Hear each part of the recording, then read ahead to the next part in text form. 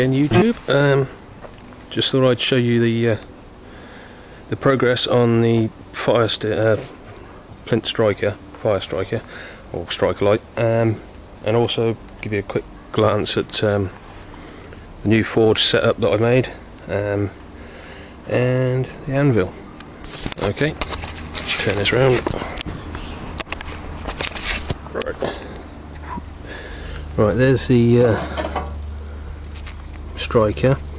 So you put all 4 fingers in it if you want, save your knuckles a little bit. Didn't bother putting any twists on this one, as you can see, because the last time I tried that with these sections, it twisted halfway to there and then just folded over, so I'm not sure if that's I'll have to perfect that a little bit, I think, before I can get onto that. But that's the brake drum forge,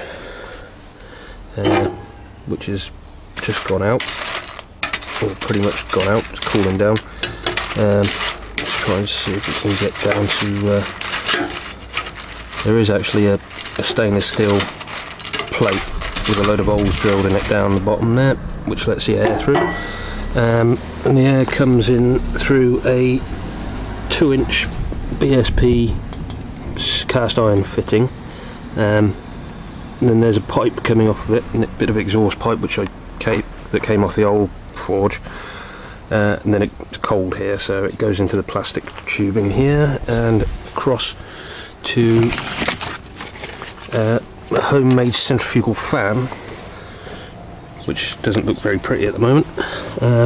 It's got a normal fan motor on it, which is only 45 watts, so it's really well. I'll show you how quiet it is. That's how quiet it is compared to the last one that I was using. Bit of vibration through it at the moment, but that's not always there. Just trying to find which bit's vibrating on it. Not sure, but turn that one off. Basically, it's one of those plastic tubs that you get various things in.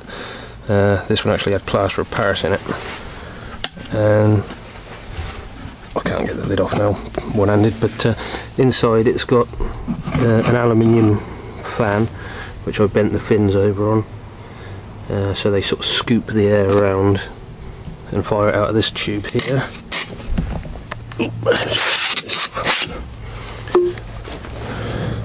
From down inside there. I left a 3-inch tube on this side just in case I need to supply any bigger tubing to my forge at any point, so I've got an old bottle to reduce it down at the moment, and a bit of a Hoover pipe, so nothing fantastically amazing there, but it does a job and it's quiet and it doesn't use a lot of electricity. Here's my little anvil. It's only a 100 weight Brooks anvil. Not much I can say about this. Got it for 60 quid at a car boot sale.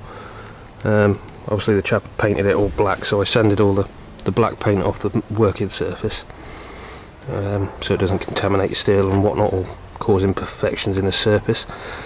And I made this tool the other day out of a chunk of 1/2-inch thick steel plate, which I think was spring steel originally off a tractor or something.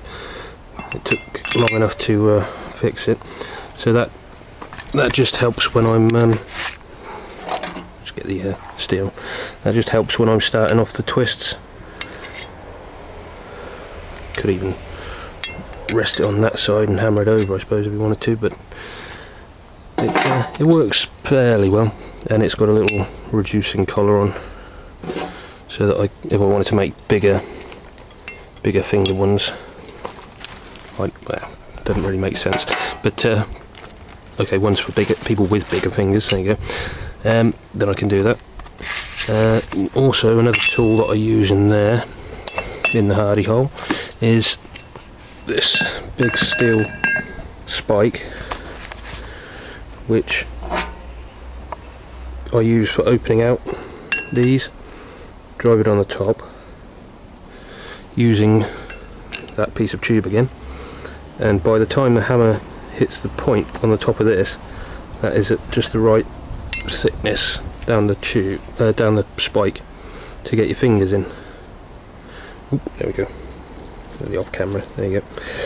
And it's, I mean, I've got fairly large fingers, and it goes all the way down to the bottom of mine, so it should suit most people. And that is the competition prize. It's all oily at the moment, but I'll show you that working in a moment. Selection hammers, well, a couple of the hammers I use, not all of them. There's loads of hammers in the workshop, but there's the small stoning hammer I have. That's about 800 grams. Then I've got the large machinist's hammer, which is 1.5 kilos. Doesn't actually say on it, but it is 1.5 kilos. Oh, there we go. In there. Had to order that from Germany because nowhere in this country seemed to do them. That's my water quench tank here, which is a liner out of an old pedal bin. My other quench tank is under there at the moment. This is just a collection of scrap steel and whatnot. A load of springs over the back there. That's the homemade wood burning stove that I made, with the pipe going up to the top, covered over with tarp at the moment. So what else have we got? These are off of an old train track,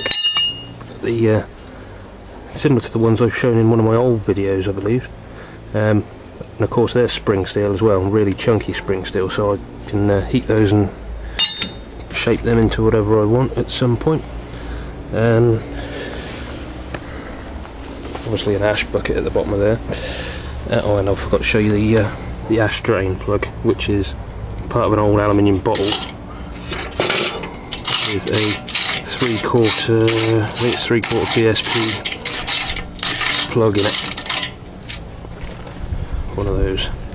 But there's not an awful lot of ash builds up in it at the moment because I'm using forge beans on it, or breeze, or coke, whatever you want to use, call it, coke beans, which are currently over there at the moment.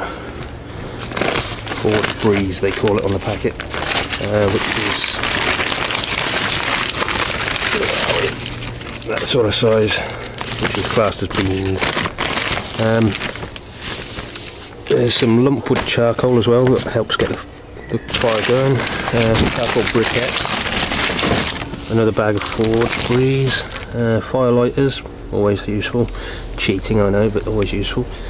Small incinerator tub there, stainless steel bin.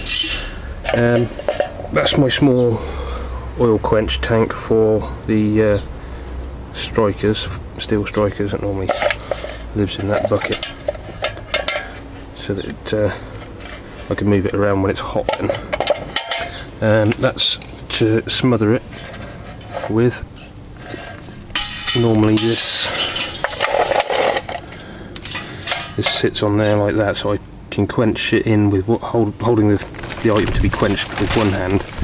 And if it does flare up, I can bring this across whilst still holding on to the item in the quench tank, which is quite useful. The magnet, which normally lives over with the scrap steel, even goes over.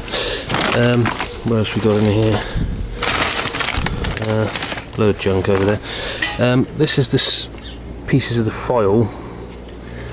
So I've made 2 strikers out of 1 foil so far, and this is the rest of that foil. So you can get 4 strikers out of a normal sized sort of foil, I suppose. I did cheat a little bit by cutting it down the middle with a grinder rather than trying to forge it all out flat completely. But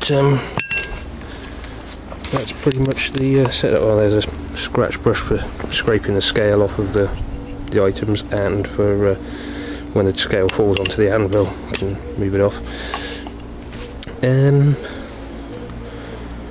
Obviously fire poker for moving the coals around, as you saw just now, and some of my tongs. These were actually a pair of 11-inch pincers but I ground the sharp edges off so they're sort of flat, and ground them back so that they'll hold about 4mm stock in, and I can still squeeze the handles together, because before, if there's any 4mm in, they're about that far apart, so useless. So I machined them down so they're almost touching, so I can hold anything from like 1mm up to about 4mm comfortably with those. Also use mole grips every now and then for small stuff. Obviously leather apron there as well, and leather gloves, welding gauntlets. And that's about it really. As I say, that's the striker that is the competition prize. It's nothing hugely special, but it's handmade, and it's actually a working item. So I hope that's going to be well. Hope whoever wins the competition likes it anyway. But it should do. I hope so.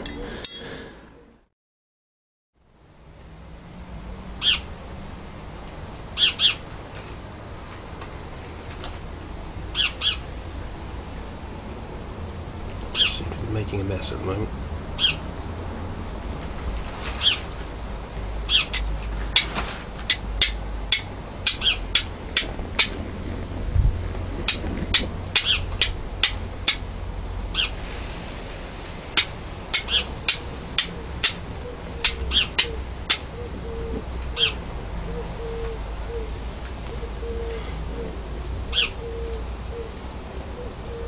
There you go, success.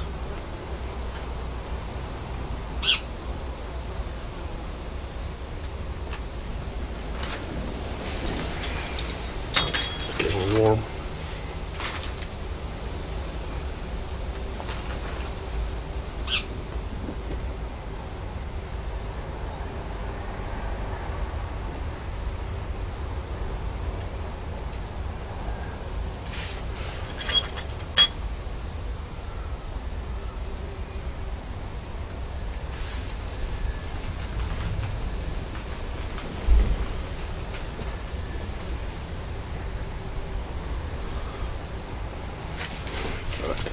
See if I can get this on.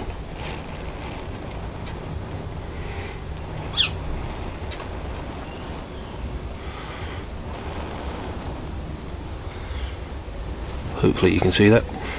But there we go. Try and put up my cramp ball. See on the edge of there. It is hardened on the edge, so should give some nice sparks off of there. Well, it has been giving some nice sparks. Just catching them is the trick. So let's see if we can. So you can see quite a well. I'm not sure if you can see on the camera, but there's quite a few sparks that come off it. So anyway, so it works, and hopefully it'll be of use to whoever wins it. Well, I assume it will anyway, because otherwise you wouldn't enter the competition. Okay then, I'll catch you on the next video. Also, the competition will be running for until the end of this month, so we've got a week or so left, roughly. Yeah, a week and a bit. So I look forward to seeing any more answers that anyone's got, and congratulations in advance for the winner. And thanks for watching, and catch you next time. Okay, bye.